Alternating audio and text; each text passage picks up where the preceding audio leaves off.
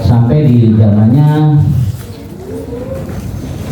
Suradijaya itu atau terus diteruskan dengan Ki Ageng Tapa. Ki Ageng Tapa itu dia sebagai juru raguan di Muara Jati. Kalau menurut ini apa sih Purwakarta Negeri atau di Wangsa Kerta juga ada itu, Muara Jati berada di kaki gunung Jati dan Gunung Sembung, di kakinya. Jadi kalau diperkirakan itu sekitar daerah Condong, apa Kali Condong. Kalau zaman dulu itu lautnya bukan di yang sekarang, kita semakin maju ke sana. Jadi perkembangan Cirebon, terus waktu zaman itu terjadi perpindahan pendatang dari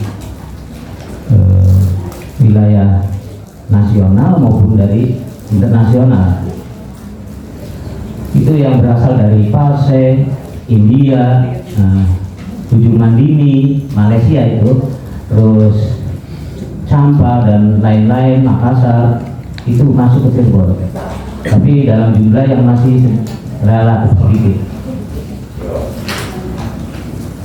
Setelah beberapa tahun, setelah berdiri Kesultanan Cirebon, itu mulai lagi banyak.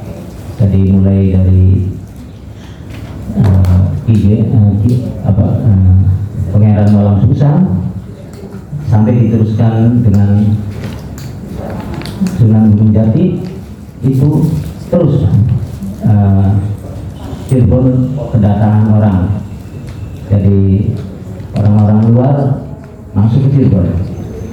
Sampai zaman Penembahan itu, Penembahan Ratu 1 dan 2 itu banyak sekali yang masuk ke Cirebon. Hingga dari beberapa suku yang masuk itu terjadilah suatu perkawinan budaya. Jadi pencampuran budaya di Cirebon. Ada dari Sunda, ada dari Jawa, yang terutama itu yang mendominasi, yang masih terbanyak. Sedangkan suku-suku yang lainnya itu masih sedikit. Semakin lama semakin berkembang kebudayaan antara Cirebon dan Sunda, ditambah dengan kebudayaan asli. Dari kebudayaan itu terlahirlah suatu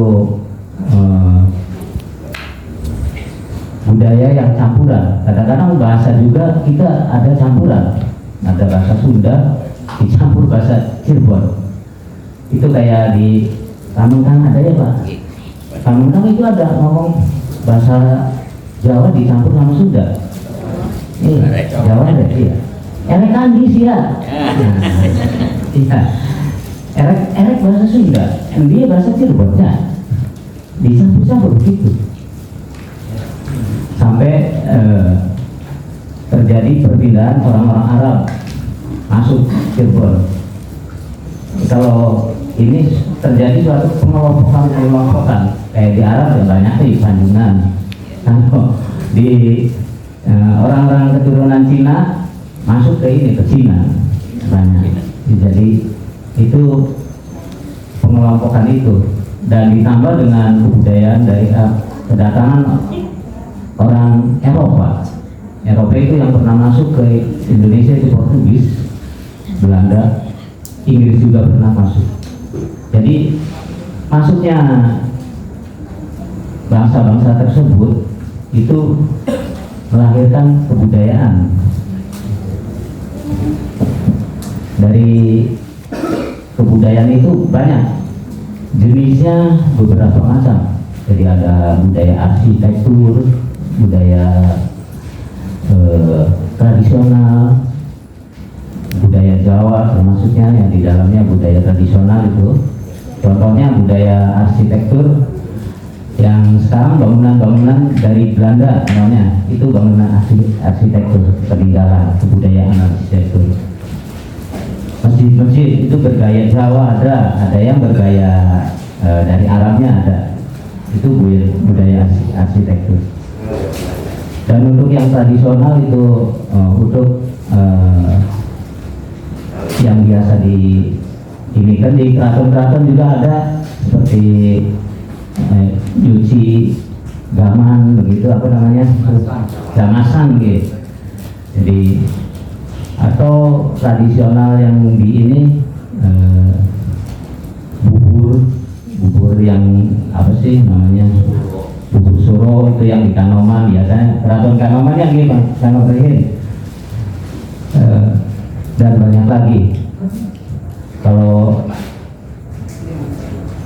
mengenai untuk keraton Kesepuhan sendiri, ini setahu saya itu dibangun oleh Pangeran Walang Sungsang awalnya, dan diteruskan pengembangan oleh Sunan Gunung Jati.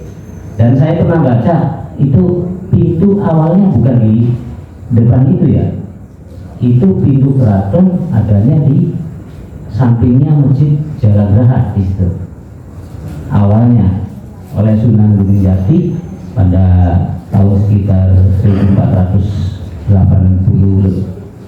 berapa ya, saya kurang hafal ininya, itu dirubah menjadi yang sekarang ini. Jadi itu pernah mengalami perubahan itu. Untuk nanti detail-detailnya sama Kang Dito sama Kang Marihin itu lebih hafal ya saya.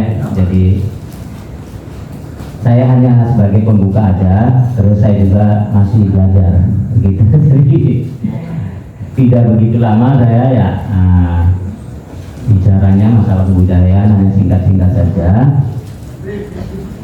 Saya kira untuk mempersingkat waktu saya sampai di sini dulu. Nanti mungkin selanjutnya bisa dikembangkan lagi. Masalahnya belum tahu untuk durasi ininya juga, biar dipelajari untuk selanjutnya gitu. Pangapunten di penten kesalahan, itulah masih belajar. Masih. Wabillahi taufiq wal hidayah. Wassalamualaikum warahmatullahi wabarakatuh. Waalaikumsalam.